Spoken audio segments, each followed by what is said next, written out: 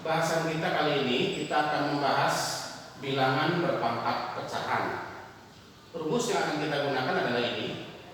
Rumus ini dari mana? Bagaimana ceritanya? Itu tidak akan dibahas di sini, tapi nanti akan kita bahas pada pertemuan khusus, mungkin pada saat kita melakukan tatap muka.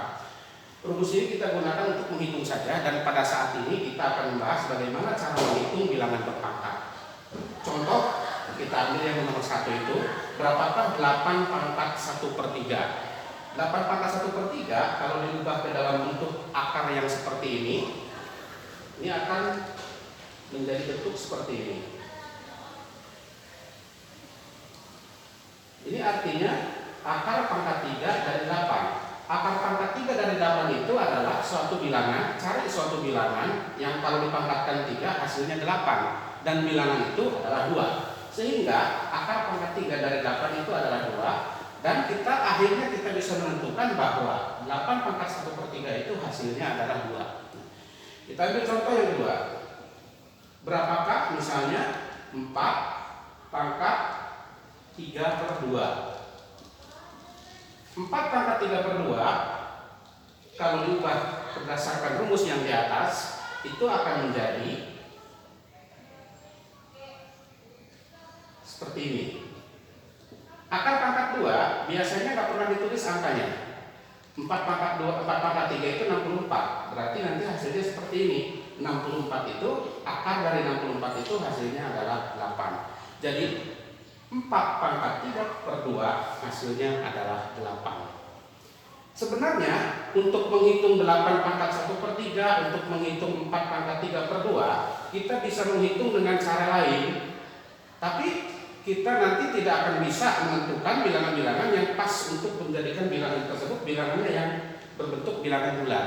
Kita ambil contoh 8 pangkat 1/3, kita hitung dengan cara lain.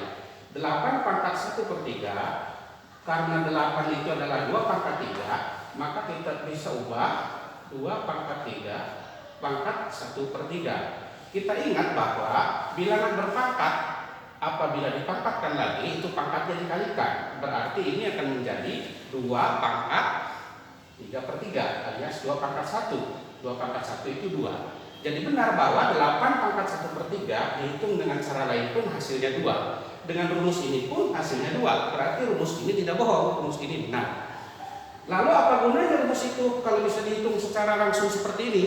Kita ambil bilangan yang kita buatkan bilangan yang seperti ini. Misalkan 5 pangkat 1/2.